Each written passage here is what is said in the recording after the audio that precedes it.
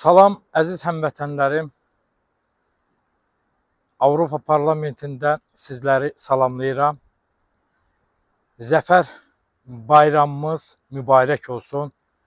Şəhid anaları, şəhid ataları, ordumuzu təbrik edirəm.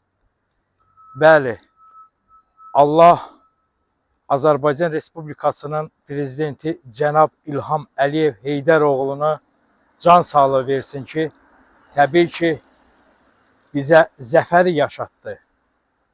Zəfər bayramımız mübarək olsun. Gözəl Azərbaycan xalqı. Bəli, Allah qazilərimizə, veteranlarımıza can sağlığı versin. Bu müqəddəs üç rəngli bayrağımız daima dalğalansın.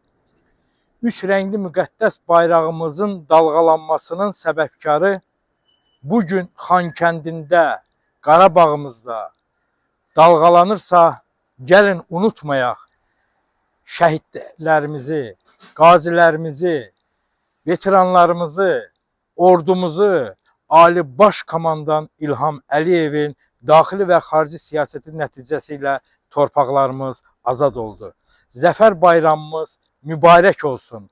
Gözəl Azərbaycan xalqım.